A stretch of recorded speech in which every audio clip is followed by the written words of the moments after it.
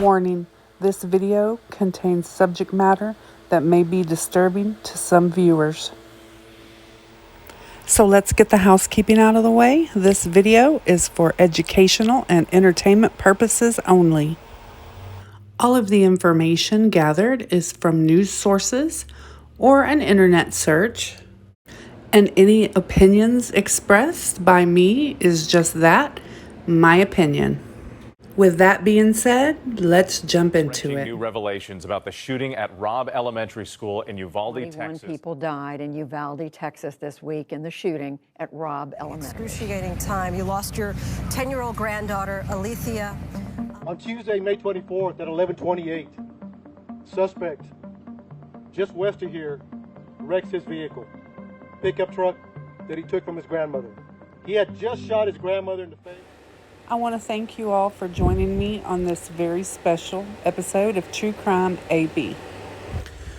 By now, the world pretty much has heard about the shooting at Robb Elementary School in Uvalde, Texas. Today is June the 20th. It's been almost a month.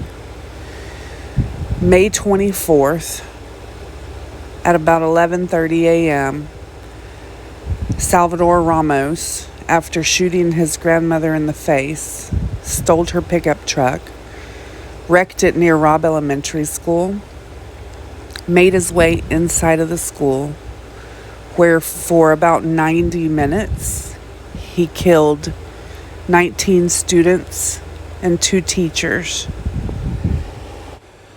I actually live in a community surrounding Uvalde, Texas. I wanted to wait a little bit before I made a video, just let things kind of calm down. There was so many reporters, so many people, so much attention to this story in the very beginning. I just wanted to let things kind of calm down a bit. There are plenty of stories already out there about the timeline, about the shooter, about the way police handled this situation. There's political points of views. There's even a group saying that this was a false flag, conspiracy theory. I'm not going to do a story like that today. What I wanted to do, because I am so close to the location, what I wanted to do today was just take you to the location. Uvalde, or it's sometimes pronounced Uvalde, is a small community surrounded by local farmers and ranchers. It's got a population of about 15,000 people. It truly is one of those small communities where everybody just knows everybody else, and it's a tight-knit community.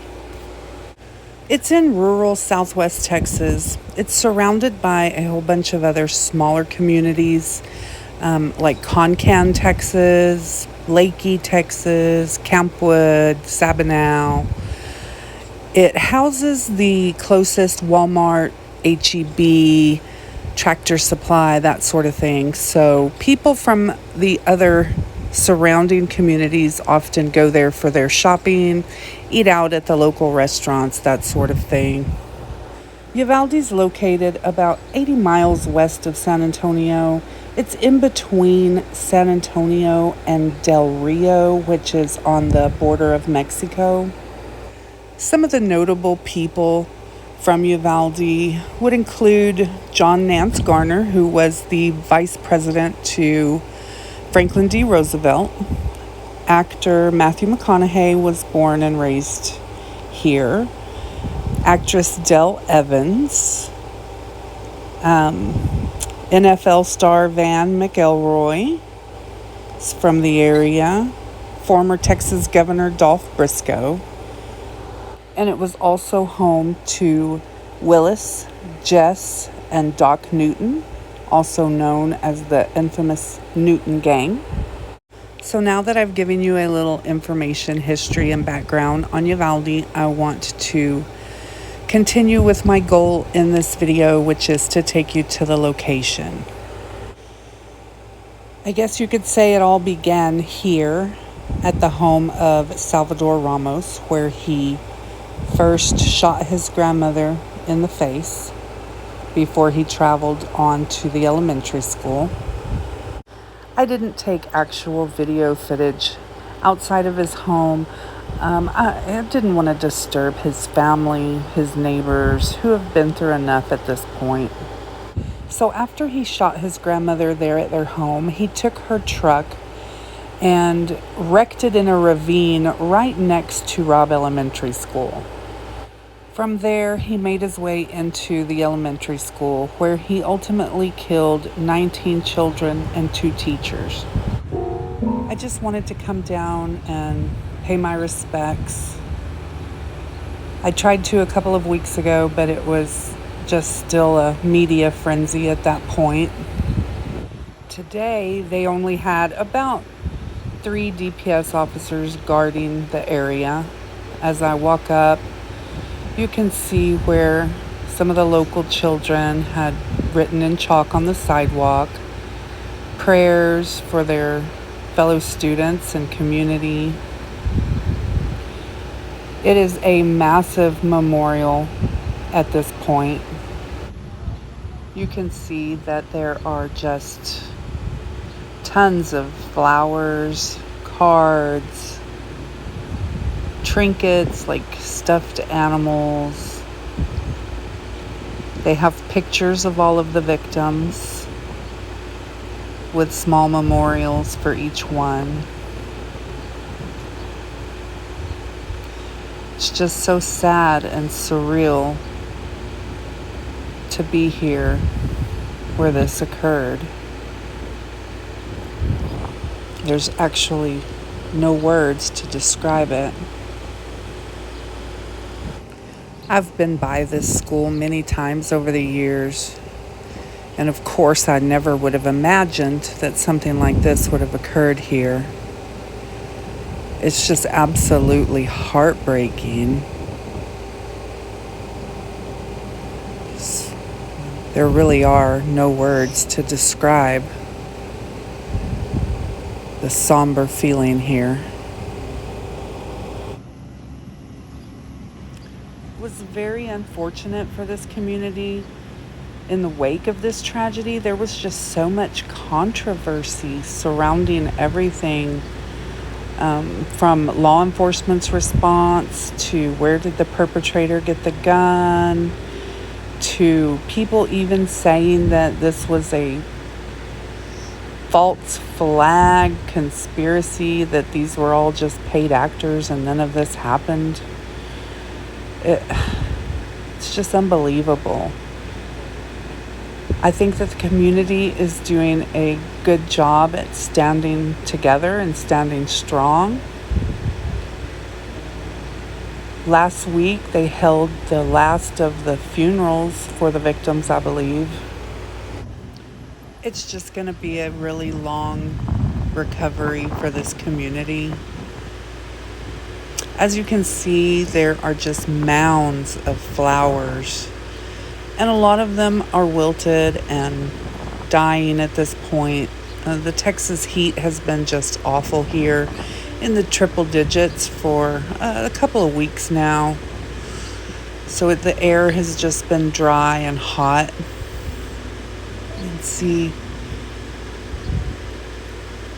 teddy bears and necklaces and trinkets, and they have cardboard cutouts of the victims there.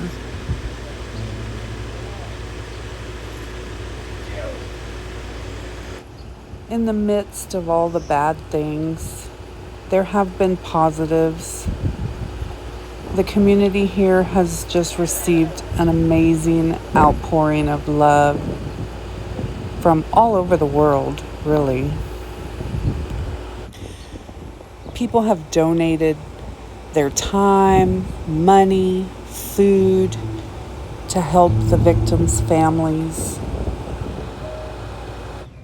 With all the bad things that happen in this world, there are more good things that happen. I believe there are more good people out there than there are evil people.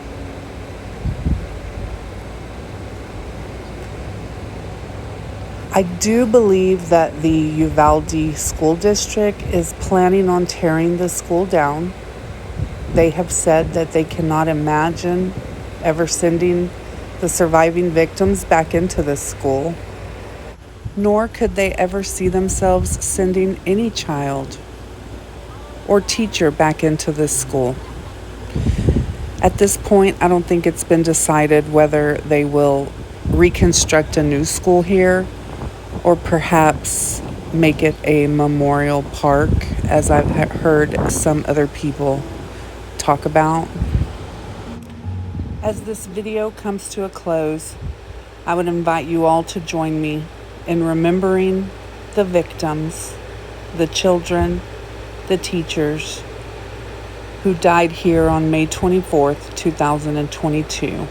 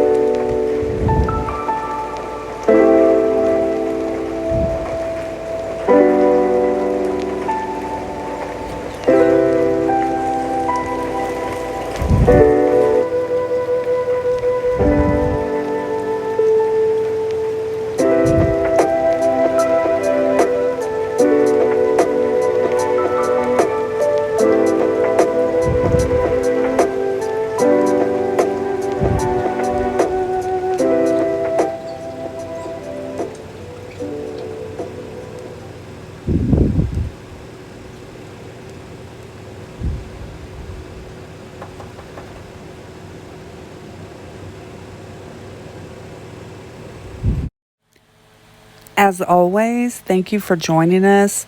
And don't forget to hit those like, subscribe, and notification buttons so that you don't miss any future episodes.